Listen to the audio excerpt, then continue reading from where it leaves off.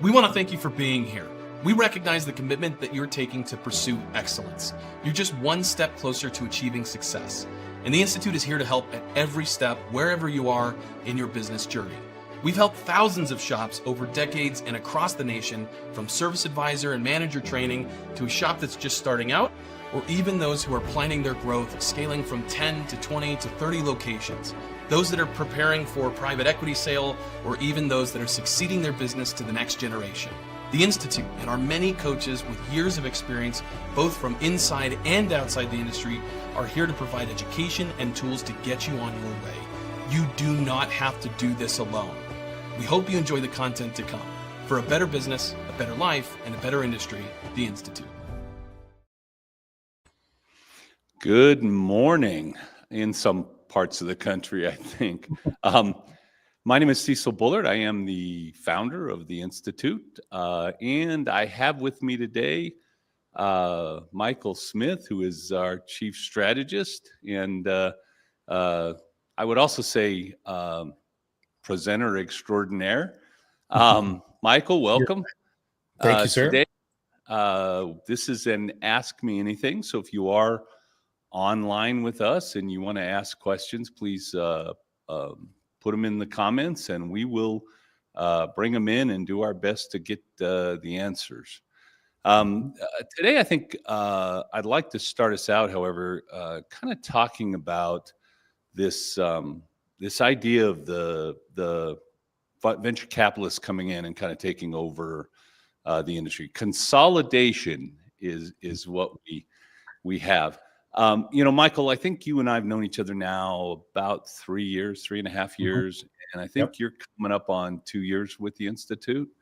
Two and a half already. Can you believe it? Yeah. Oh, time flies when you're having fun, right? You're having fun. When you're getting younger every day. Let's go back to maybe 2 years ago and compare. Venture capital is definitely coming in to the industry. I probably have 5 or 6 inquiries from mainly at this point what they call them a family practice, family office for potential purchase of the Institute because they want to be in the vertical, and they often talk about the vertical. And then I also get, I don't know, probably somewhere between 8 and 12 things from venture capital companies that are inquiries. In fact, I think I have a conversation tomorrow with one of them. Hey, we're in Canada and we're trying to consolidate up here in Canada, and we've kind of looked you up and we think you know a lot of stuff, so we'd like to talk to you. Often that leads to a quote unquote job opportunity on either on the board or as some kind of a consultant to them, for the marketplace. So go back 2 years ago and think about, where the industry, we thought the industry was going, where the industry is going, and then now look at it today and tell me your thoughts on, on that. Yeah, it's very interesting. And in fact, if you'll indulge me, I want to back up about a decade just for the start, if we can, and go back to the very first private equity guys that showed up at the table. And they had a vision, knowing in this industry, we were headed in the direction of what 50, 60 other industry verticals have gone down. The first one's on the ground. Maybe the one we all know best is Automotive out of Phoenix, put a stake in the ground decade-ish ago, something in that neighborhood. About 10, 12 years, yeah. Yeah, something like that. And they bought a, reasonably smallish local shop that was underway and had some local presence and started. And the idea was to those are called the baseline or the platform companies that you start with, and then they make investments from there. And the idea is to just add scale scale takes your multiple up on an exponential basis when you go to sell the business. So there's a game afoot where the mom and pops, and I hesitate to call us that because I don't want to offend anybody with that, but from an investment perspective, we are a mom and pop industry, meaning we're mostly small, mostly privately held, mostly owner operated. And then the idea is to come sweeping in, buy up some kind of a regional starting presence of 5 to 10 to 15 shops, and then sell it to a bigger fish who then rolls up 4 or 5 of those and goes on. So that started a decade-ish ago with Sun. We knew it was coming. It's not a big surprise. Part of the reason I'm in this industry at this point was a decade ago, I got introduced to a 3-shop company that wanted to do something different. And so I kind of watched it coming. And so what happened was there was this great expectation that our industry was going to roll up quickly. And it hasn't gone as quickly as we thought. And Cecil, now I'm going to kind of jump into the next 5 to 2 years to kind of where we are today. Yeah, the sun showed up. Yeah, brother, go ahead. Yeah. Before you go there, I want to clarify a couple of things. Okay. Sure. So you talked about the multiple, and so if I have one shop at 10 or 12%, and I'm involved in the business day to day, and business isn't really growing much, etc. What's my multiple? Okay, and I know that answer, but it depends on where your shop is. First of all, if you're in a geographic region where there's immediate distance, geographic growth available for expansion is different than if you're rural. But let's just say you're in sort of the middle of all that. You would get maybe if it's, I'm going to say this, and this is part of what surprised private equity. In any industry vertical, you would imagine that maybe the middle of the bell curve would be a 7 to 8% profit margin. Maybe this 80th percentile would be a 12 to 15% profit margin. And the top shops or top companies in that industry, depending on the industry, if you're in the retail groceries, our margins aren't that high. But in an industry like ours in the trades that are profitable, you could expect a 25, 30% profit margin, top 10%. Ours is a harder business than that. So I'm going to get to the answer to your question. The middle of the bell curve. So when I guess what I'm saying is when you're saying a 10 to 12% profit margin, you're not talking about a 50th percent. No, that's on the higher end. It's on the way higher end of our bell curve. And so when my point is when they look in, the average shop will get a 2.5 to 2 3/4 EBITDA. Let's use net and EBITDA interchangeably. They are different numbers. EBITDA is a financial net number, which is more pure, if you will, but we use net. So let's talk nets, right? The average company at the top of our bell curve, halfway through the 235,000 companies, is a 2 to 3% profit margin. It's got 2 to 3 employees, and the owner doesn't take home a paycheck every day. So when we're talking about, so I'm making net 40, net 50, maybe net 60,000. I've got a 60, 80,000 paycheck with a truck and insurance and gas and whatever else I managed to pilfer from myself. And I'm going to get a 2.5x maybe out of that. You're going to get, right? You get a 2.5x. And here's what's going to hold you back. Here's what's going to be in your favor. That your nets are higher than normal. Here's what's not going to hold you in favor is the fact that you're still deep up to your neck in the business. And we have talked. And so I don't want to dig way deep here. I just want to kind of set the stage. All right. So I've got a business that's doing, let's say, 650,000, 2 techs. By the way, that should be $1 million, $1.2 million business, 2 techs. But I know shops, and I know that many shops are stuck in the 657 range with 2 techs in their shop.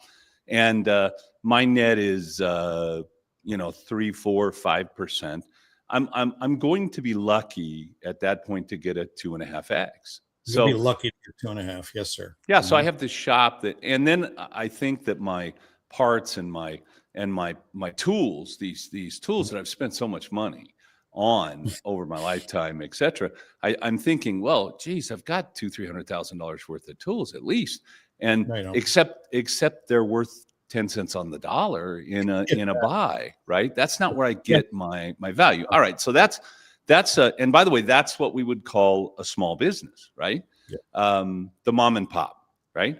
And then we move up to let's say that I'm doing $1.5 million, all right, and I'm net 10%. Plus I get a salary out of the business, and I'm kind of not that involved. I mean, I'm not like writing service every single day. I'm still helping the master tech when he can't figure something out. I'm still writing some of the tickets. I'm still involved with maybe we're home growing our financials, et cetera. And so now I'm going to sell that business, right? Yep. I'm still probably at the most a 3x. 3 to 3.25. Here's the extra quarter. If you really aren't in the business and you really are working on it, meaning you can disappear for a week and nothing really substantially changes.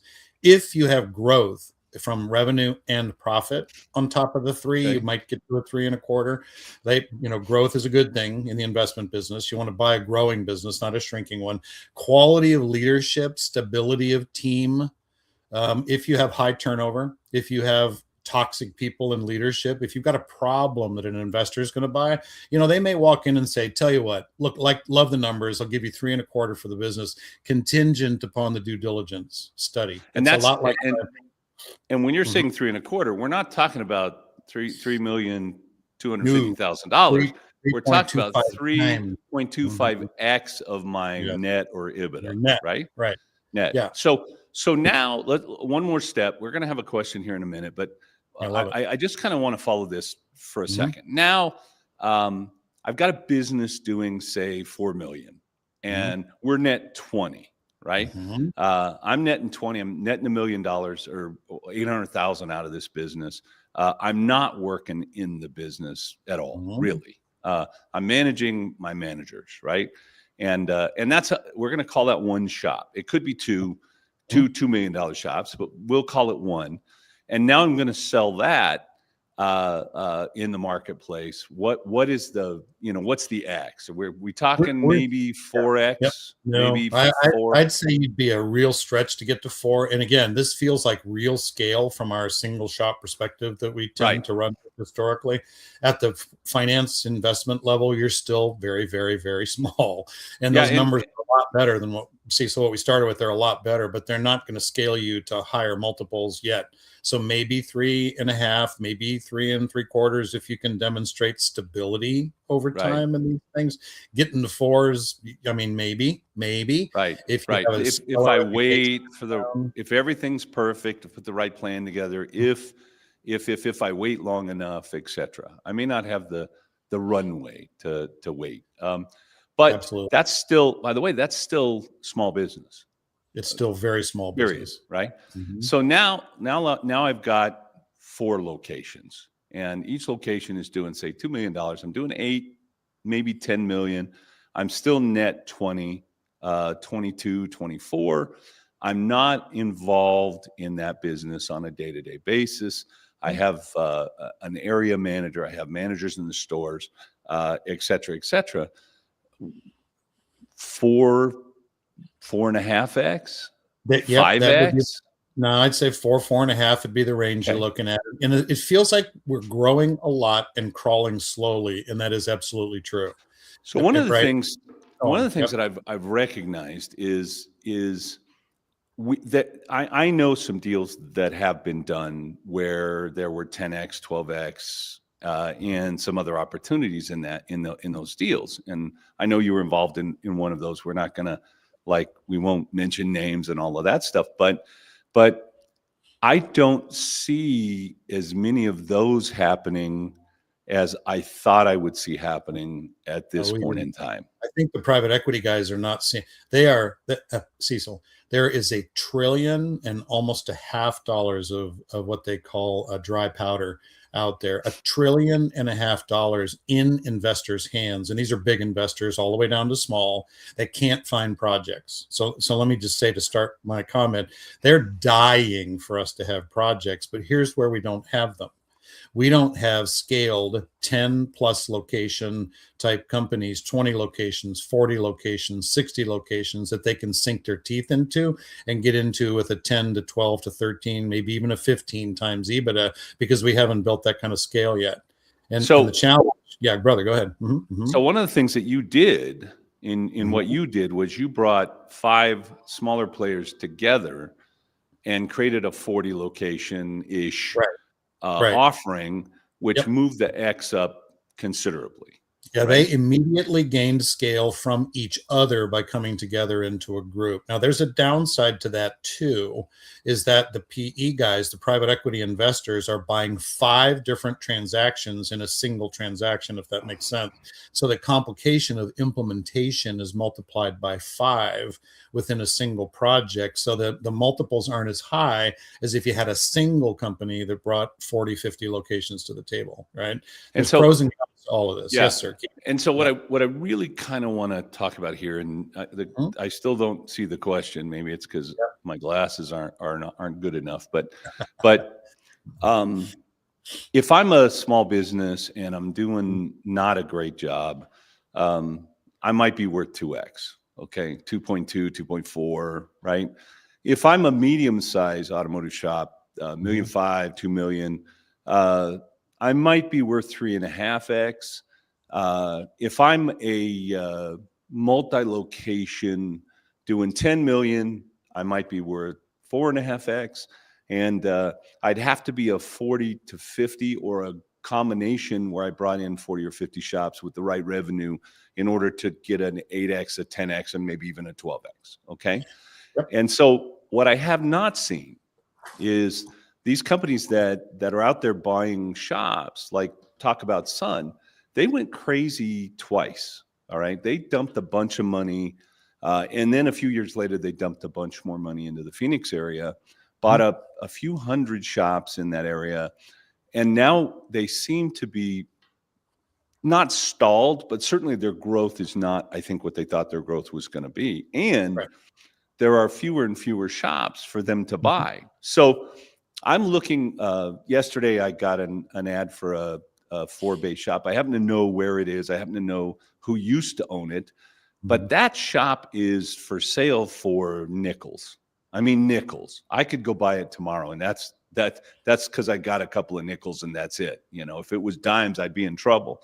But nobody's buying it, okay? Because it doesn't have any real value, because it doesn't have the organization, the structure, the systems, the processes, the clients. Right. And what I'm thinking is happening in our industry is a separation of these are the good shops and these are the shops that are not so good.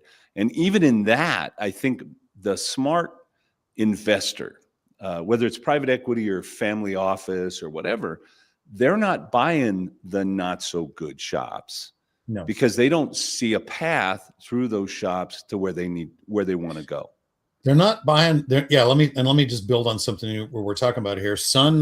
Every private equity project would like to start with this platform company in a geographic region, right? So you'd like to have Phoenix, Atlanta, 10, whatever, 10, 20, right? 30 shops in a big city, and you buy that thing right up front, and now you have a presence in the city. So that you pay a big price for. The owner, founder, operators tend not to go away in those. They become partners in the private equity project at that point. They become private equity investors in their own lives. They do in their own companies, and they don't go away, because here's the theory. That 30 shop system becomes the system that you then buy 10 shop systems until the market's empty. Then you buy 5 shop systems till the market's empty. Then you buy 2 shop systems. And each of those, Cecil, back to our point, are getting less sophisticated, more work and implementation, a lot more upgrade needed to become to the level of the private equity project. And so the value of those companies, your regional investment there is going down over time as you add scale. And you're dumping that work, and it's not in a bad way, it's an intentional way, on the shoulders of the platform people who are on the ground there. And so they may keep all the separate brands for a while of all the acquisitions, but over time, the original brand on the ground will be rebranded there in the region, or the private equity overall brand will be rebranded across the board. Those are the iterations that Sun went through. They would buy a 20, 30 shop system if they could find it in a region, and then they end up at some point buying onesies and twosies that aren't at the same level of their investments, but that's all that's left in a market. That's the natural flow. The dregs, right? The dregs are there. Yeah, and we don't even want to call them that, because it's just No, I'm with you, and I'm not being critical of the word. There are great shops that are single shops that are run on a one-off basis that are running consistent growth over time, have a very strong team. The owner is sitting and maintaining a good leadership team that runs it for them. But you're still not going to get a No, 8x you're out not. of that No, you're because it's not, and not. those are few and far between. Yeah, Right, yeah. right. So no And matter then where you are, bell curve, yeah, brother. Go ahead.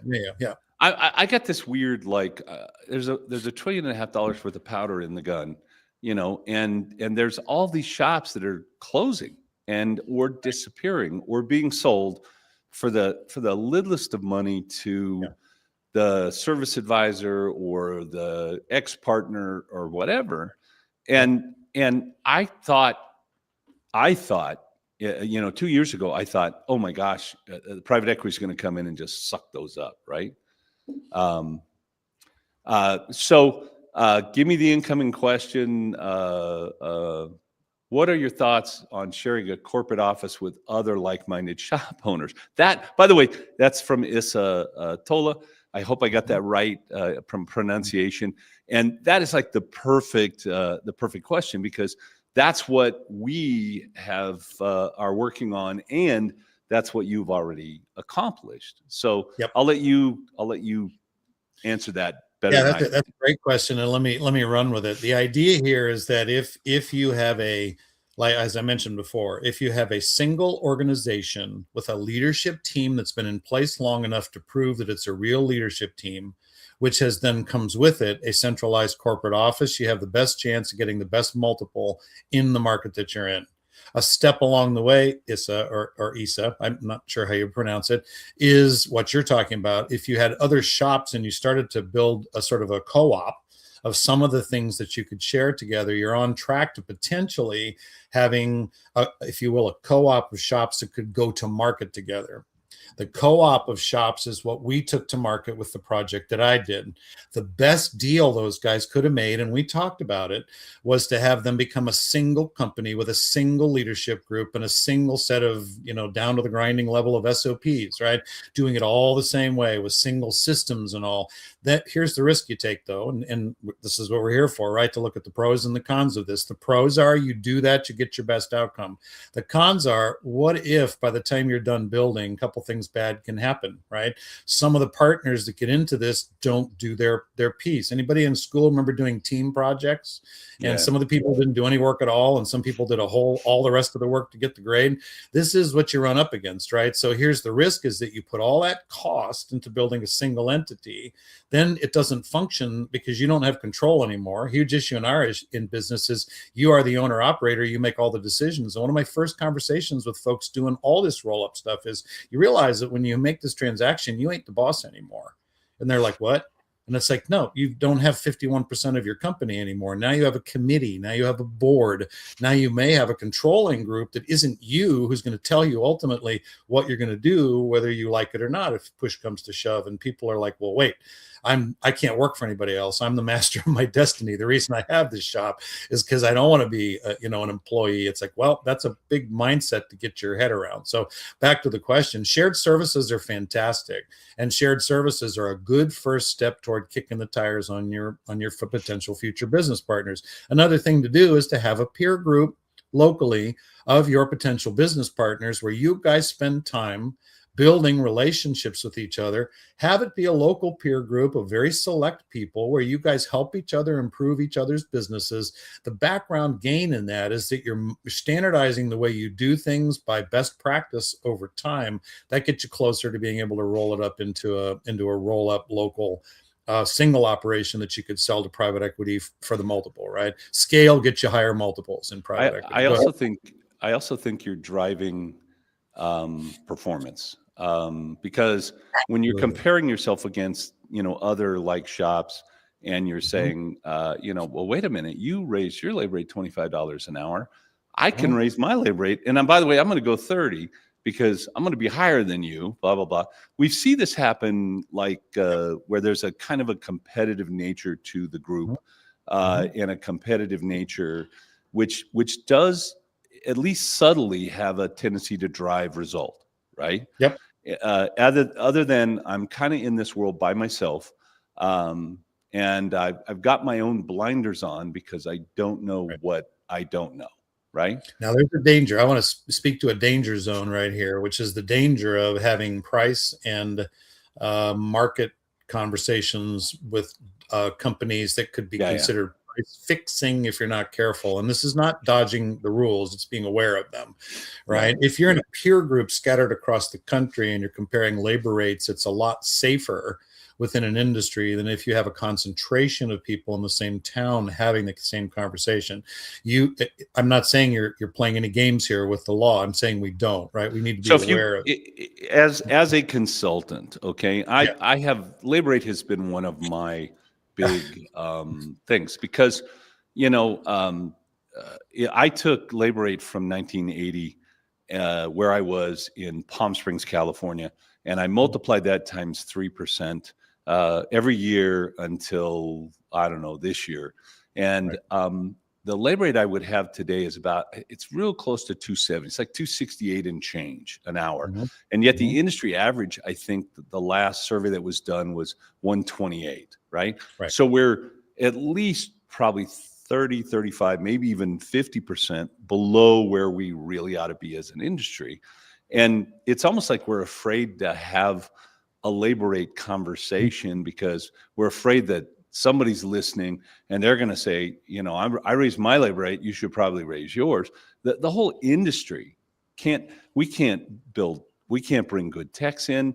We can't afford to pay them what they need to be paid. I'm getting these things from shops and hey, what do you think? I'm going to hire a C tech. I'm going to pay that guy $22 an hour. My range is between 22 and 24. Well, wait a minute. McDonald's is paying 27. So how am I going to get a tech, other than somebody that's either not very bright or somebody that just loves cars, right? And they want to do it no matter what it takes. How are we going to fill the gap if we can't pay a living wage to the people coming into our industry, right?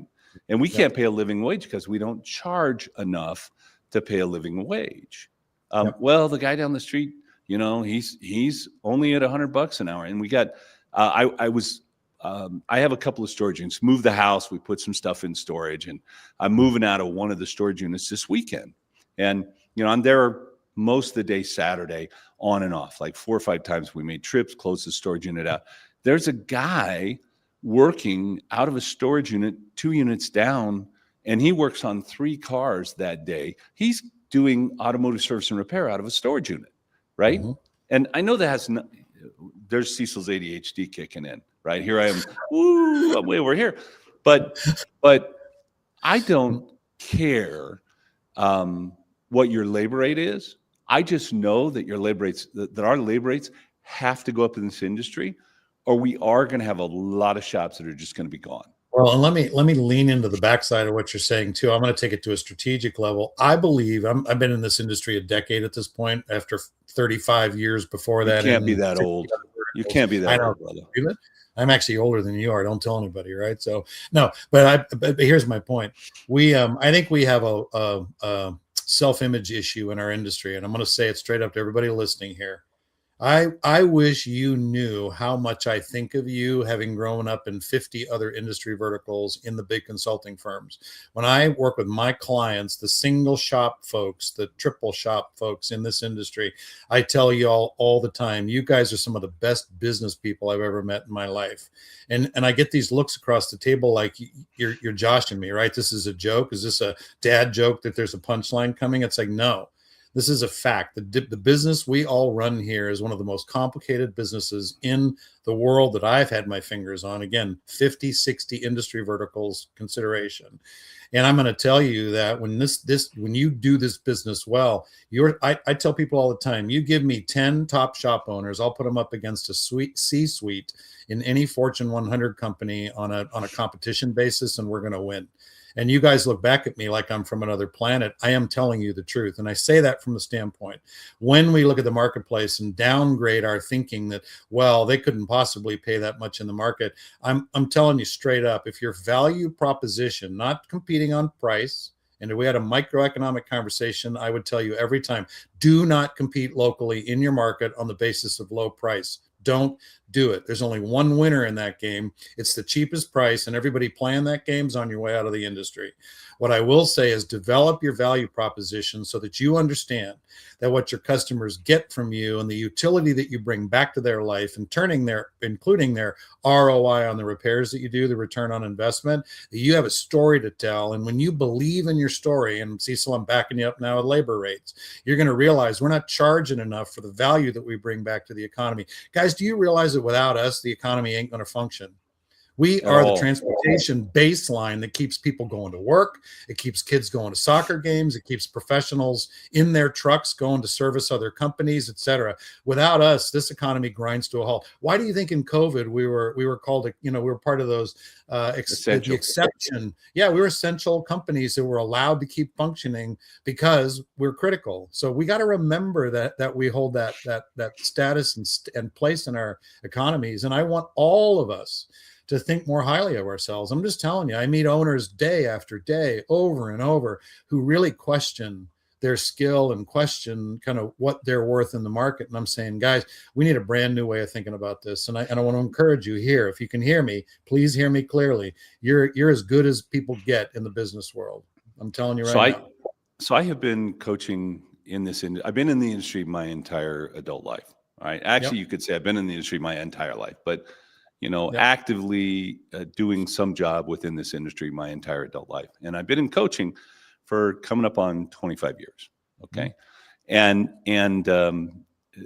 my experience, my depth of knowledge, the guys that we have that are building value, talking about value, creating value proposition, are able to charge more in their businesses. They're attracting a better client.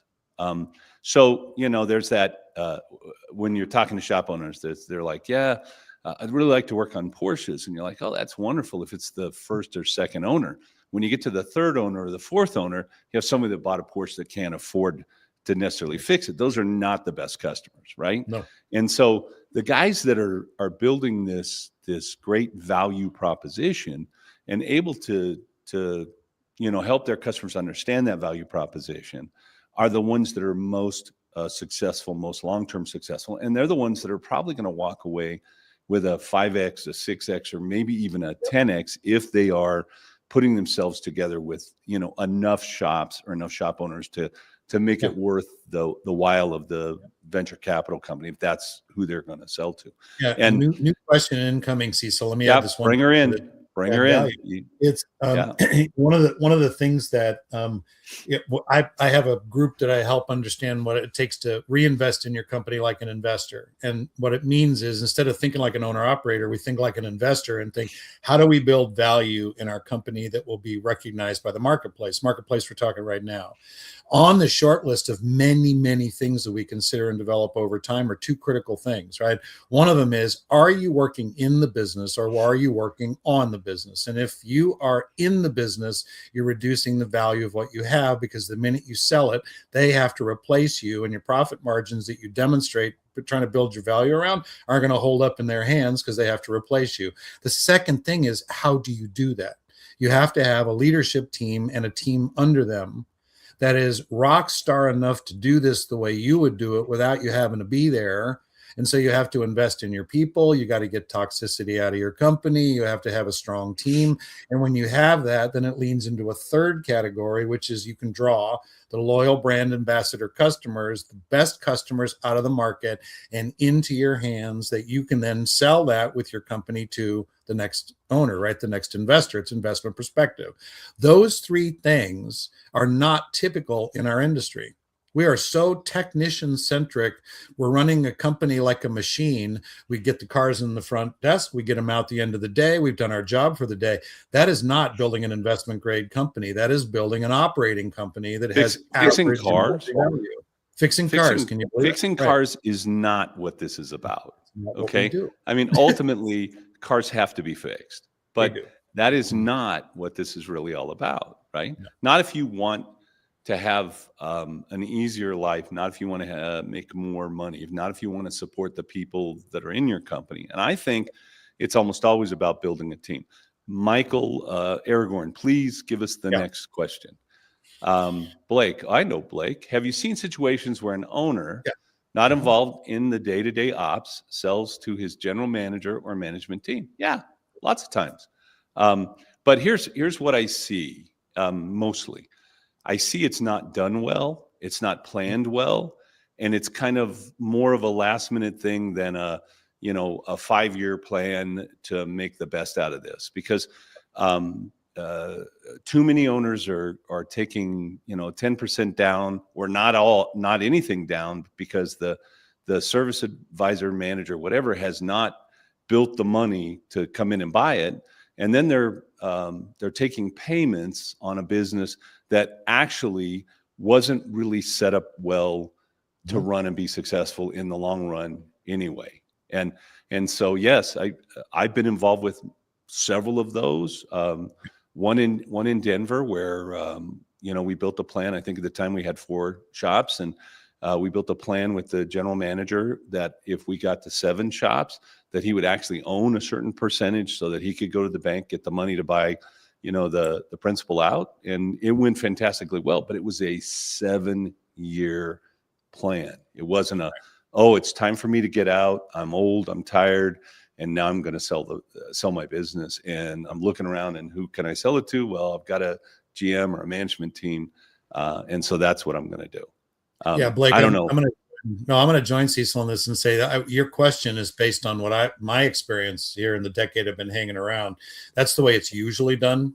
Is that an owner will sell to what we call a key employee, general manager, management team, if it's an MBO, management buyout kind of a thing. That's the way it's mostly been done historically.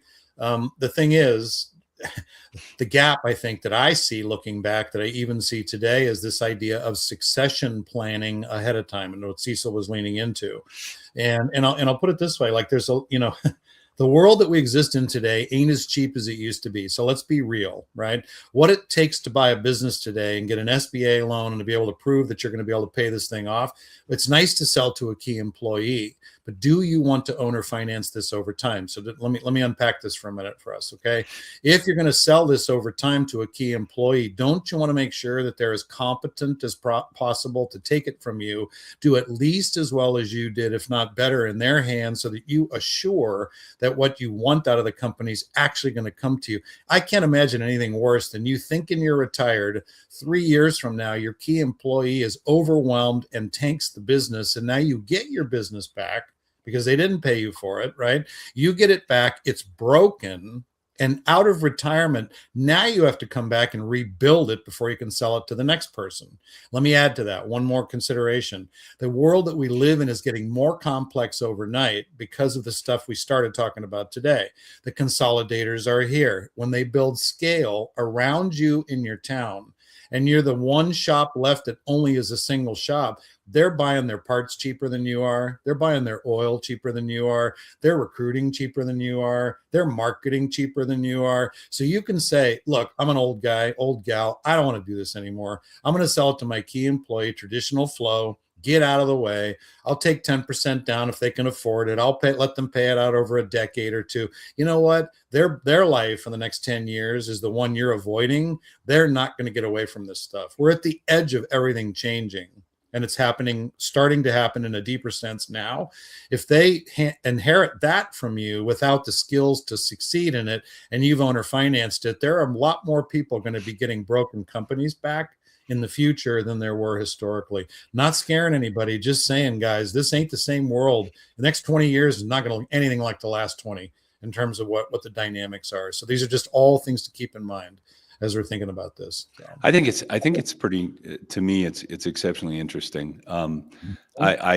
Because venture capital's not going away. The family office is not going away. They want a piece of this pie, and they're already 3 or 4 pretty healthy ones in the industry, active. Some of them have hundreds and hundreds of shops at this point in time, and they want to increase that and get their multiples and all of that. And so that's not going to go away. And I'm not saying that it's not necessarily a good idea to sell to an employee or even a family member, But holy smokes, if they're not trained up, I mean, it's bad enough. I had somebody ask me the other day, I said, Cecil, if there's only one thing that you could train in the automotive industry, they couldn't do anything else, just one thing, what would you do? And I said, I train them on their financials, their numbers, right? Just what should the shop make? What's my gross profit? How should I pay my, technicians, et cetera, et cetera. Because you can't make money or you can survive. And there's a lot of shops surviving, but there's also a lot of shops failing. And there are some shops that are soaring like eagles. And frankly, those are the shops that have really they built their team, they have their systems and process, they understand what they have to do as far as I have to charge this so that I can pay that, so that I can cover this. And I think the world is changing even more dramatically here. And I think faster. And I'm reading a book, Unreasonable Hospitality. I think every business owner, I don't care what industry you're in, ought to read that book, because I think that sets us apart from everyone else in the thing. And we were having an argument yesterday amongst several of us. You were kind of online, but I think you didn't get involved in much of that. But I like. Are we talking about price as one of the factors of I'm picking the shop based on price? Are we talking about that value proposition, that hospitality, the way I feel when I'm involved with that particular business or shop? That's the thing that keeps people coming back to your business over and over consistently.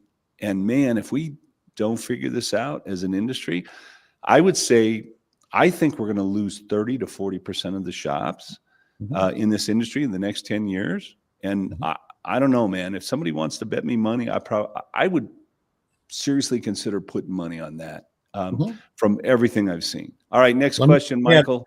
Real quick, let me add a stat to this and keep the question up. And let me add a stat to this. If you guys can stay attuned just 1 second. Let's talk about our cousins in the collision business, right? 30 to 40% estimate of market share is in the hands of 5 giant companies in collision.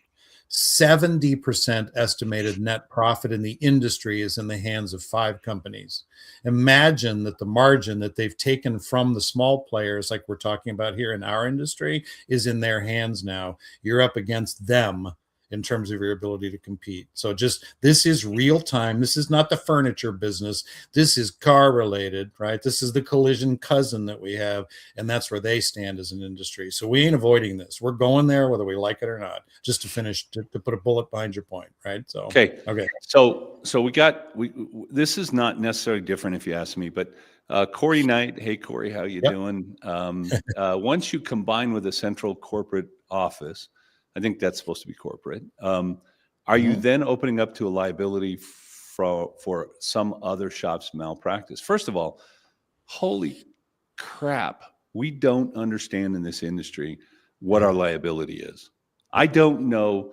I mean, of all the shop owners I know, and I know thousands and thousands of shop owners, right?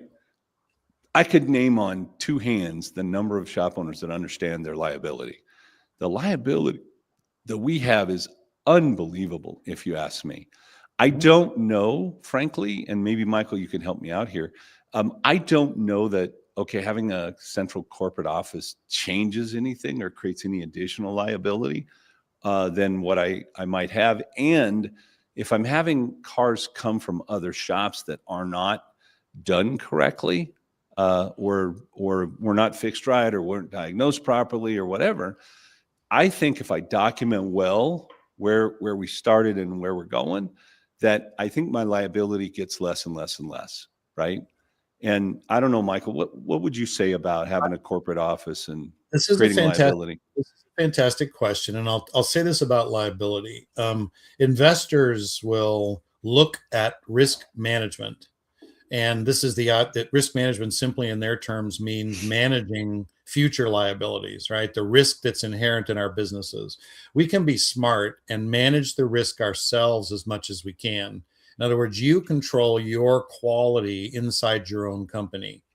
If you put a corporate office down who provides services to you in the background, you can be insulated in your company by buying services on contract from a central corporate office that you build as a separate company under that's different from you, right? So Bob, who's your peer in buying services from the corporate service company, does something stupid that doesn't roll through the service company to you. That's still going to be Bob's problem, and it may be the service company's problem because they helped him make a mistake, but that shouldn't necessarily roll over to you. A lot of this comes down to the legal structure that you build this under and who are your partners. And I'm going to take it back just to the quality program. The reason that things like SOPs exist in corporate groups is to standardize process so that you can avoid making dumb mistakes on an individual location basis and standardize. I'll say this, right? When Mercedes makes a car, they drive it to the end of the production line and then they test it. And if something's broken on the car that doesn't work right in the factory, they fix it and then they send it to the market. Toyota does the same thing, but when they find something that doesn't work right, they fix it and send it to the market, but they also go back down the production line, figure out where it got broken in the first place, fix how it got broken on the production line so it never gets broken again. Those are two different mentalities about how you run a quality program.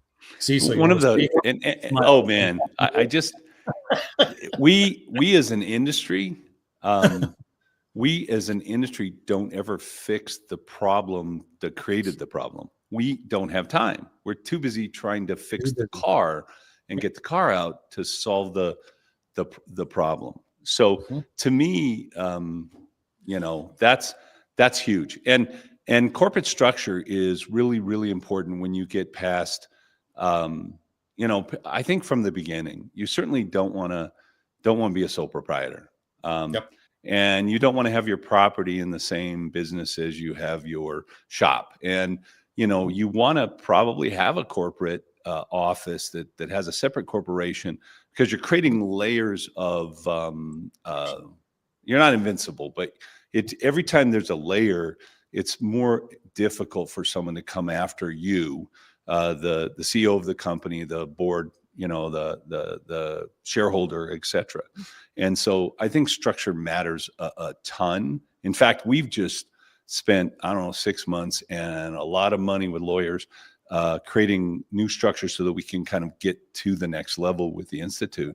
And I have found it fascinating, the nuances and the tax advantages and all the other stuff that go along with that. I think it's exciting to me. All right.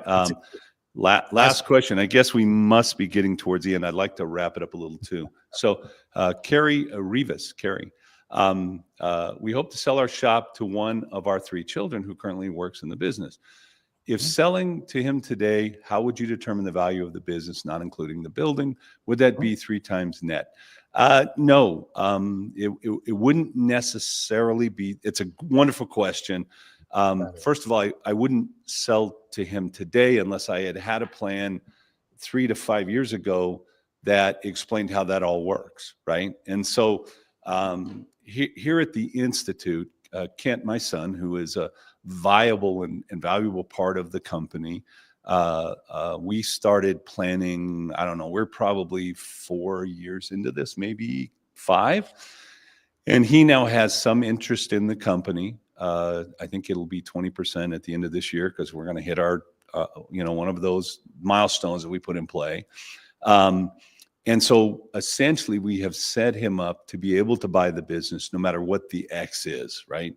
And obviously in what we do, the X's are different than, say, an automotive shop. And so there are so many factors that would say 3X or 4X or 5X or 1X. And those are the things that are going to really play, I think, to the sale of the shop. And you might say to yourself, well, this is my kid. I'm going to give him or her a discount. Fine, great.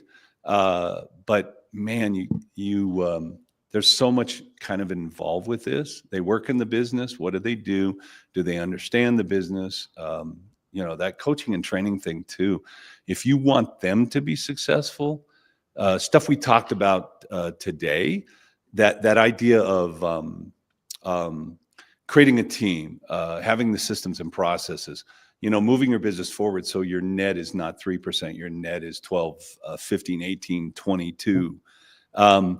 All of those things play in the real value of your shop. And I believe also whether or not it's going to be successful long term, whether you're there or your son or your daughter's there or one of your top people's there, or you end up selling it to, Billy Bob management, whatever company. Can I I want so I want to add to go. this too. When you get Go. done, I want to add to this. I know we're No, at I'll time be here. done. You add. Yeah. Now, let me just say this is a conversation I have a lot with owners, beginning the conversation of, so, how are we going to get out of this in the optimized way? And regardless of who you sell it to, it's similar questions. Assuming you can sell your business for a profit, a capital gains profit in your life, how do you set that up so that you pay the right amount of taxes, but that you minimize your tax liability? How do you set it up in a family situation, particularly with 3 kids, like you mentioned? And it's a great question. What about the other 2 kids? Do they get a stake in the business? Don't they? What's the stake? How do you transfer it? What's the tax implication to them versus you? One of the conversations I always have is start at the end, like how much time do you have and how much do you need out of the business to retire, parents? Then what are you selling to the kids in terms of the business, and who's going to take what stake and what's their outcome? I will say this about trusts as an example. Trusts are a great tool to use. You may or may not have one, questioner, but for all of you out there, trusts aren't considered valid by the US government until they're over 12 months old. So you can't set up a trust and 3 months later sell your company to somebody and have it be covered and handled under the trust. So you got some long-term planning to do, is my point. So and we do this helping people with these kinds of conversations all the time. Don't do it by random. Don't do it by chance, if you will. Put some strategy thinking into it, and have, again, Cecil mentioned it, have your kids be ready to take the business from you, 1, in terms of passion, but 2, in terms of competency, emotional setup, right? Maturity. Make sure that you hand it to them so they can succeed, so that you're not handing them a problem. And again, this is different for every company, but all I'm saying is some of us get tired. We get to the end of the road. I just want to be out of this. I want to sell it to family and be done with it. Please don't do it without really digging into some of the side details. It could be very impactful on everybody involved. Brother, go ahead. Yeah, what you don't know can cost you and your kids tens of thousands, hundreds, even millions of dollars. Now, I need to make a short comment here. We had a client that owns 2 shops at the time and 3 kids who didn't want anything to do with the business. Okay, they watched dad work his butt off for years, and for whatever reason, either dad didn't manage them well, or dad wasn't nice at work, or they thought dad worked too hard. Whatever it was, they didn't want to have anything to do with the business. We brought them to a leadership intensive. These kids are on fire. They want nothing more than to take this business over and grow this business because they've seen what the opportunity is and how to do it. And we've also worked with dad and mom on how do we help the kids do this, and how do we need to deal with it. I'm not always the nicest guy to my kids. They're the ones that I can be the hardest on, and I'm probably going to be the hardest on. And, sometimes I need somebody to say, hey, Cecil, maybe if you approached it this way and did it this way, it would be much better for your relationship with your kids, and you'd come out in a much better way. And I just think that's extremely valuable. I want to spend just 5 minutes here. I know we're getting to the end. 2026, Michael, what do you think for shops? What do you think it looks like? 2026 for shops, we have geopolitical instability that we're settling through on the planet at this point. I'm not being political. I'm just saying in the bigger macro picture, is what it is. It is what it is. And there are some people who are sort of holding back a little bit, making big long-term decisions, waiting to see what the long-term looks like. And so let's just put that on the table, number 1. Number 2, economically, we're stable at this point. Stock market's doing great. Investment funds are backed up and ready to invest. I asked the private equity firms, how do you guys plan forward into uncertainty? And they said, well, it's not as complicated as you think. We don't do a bunch of modeling. We look back and we say, over the last 100 years, what are the trends that have been successful so far, and we're going to tend to stay with them until something catastrophic or radical happens and we have to change that strategy. So all the little side questions of, well, what if this happens and what if that happens? At the investment level, they're like, we're going to assume it's largely going to be the same, and we're going to go ahead and keep investing up to our eyeballs. And it for 100 years, it's worked with all the world wars and all the changes. That model works all the way through, right? So from that perspective, what does 26 look like? Money's waiting to be invested. We're aging out as the boomers. The boomers are at least 2/3 of the owners in our industries, if not more. Many of the kids aren't fully prepared for succession yet. Your key leaders aren't as ready as succession ready as you might hope that they would be. So if you're getting out, make sure you know the pathway out. There are private equity opportunities to sell into investment systems to have a little more as an owner in your pocket when you're done. How do you handle the shop and the real estate in your two different hands? There are strategies for this. So Cecil, 2026 is, big, hairy, audacious goals. Think bigger than we tend to think. Get your teams and leaders ready to go big with you, and look forward and plan for the options, plan for the opportunities, and be more creative than we've been historically about what you could pull off. And I'm going to say to you, there are support structures, and I'll brag on ours. We're doing stuff that I don't know anybody else that we compete with is doing, but we've been there, done that. And it's not a sales pitch. I'm just telling you, we can help you do stuff that isn't typical in this industry that can take you to different places, because we know that's where the industry's going. And so what's 26? I'd kick some tires. I'd lift up rocks and look under them that I hadn't looked before. And if you're tired, keep doing it. And don't stop yet. Lift up those rocks and see what's under there. And I'll finish with the kid story, right? We've got multiple clients where the kids were, as Cecil said, leaning out the front door. And all of a sudden they come and they learn this and they're all back in the front. They're not even leaning in, they're in. And they're like, I'm going to build a generational wealth business with my family that has a significant community, employee, customer impact. And we are going to play this roll-up game that's coming, because it's, number one, much more interesting than fixing cars for us, the kids, right? And number two, that's where the industry's going anyway. So why shouldn't we, as insiders with advantage, be in that instead of ceding that opportunity to somebody else? And so I say that to all of us, guys. It's a new world that's here. Whether we like it or not, it's here. So explore the options and see what they look like for you, and then make an advised decision, make a wise decision about where you want to go from 26 and beyond. Don't just be tired and walk out the front door. And please don't ignore this stuff, because what you don't know may end up costing you, more than an arm and a leg. You have no idea what's on the table. And I see 2026 as a huge opportunity for those people that are thinking differently, that are learning things they don't know, that are building great teams and creating value proposition and a business that revolves around those things.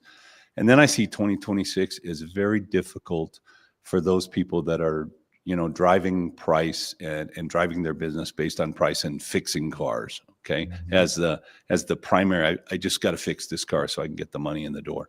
And I really still will say that we're going to lose a ton of shops. We've seen it this year. We've seen quite a few shops disappear. Exactly. We're going to see more and more disappear. They're just going to close their doors because they didn't build value. They didn't get create what they needed to do when they had the time, the energy, and the life force in them to do it. So, all right, we want to thank you for joining us. If you didn't get your question answered, you want to ask another question or whatever, please hit up info@wearetheinstitute.com.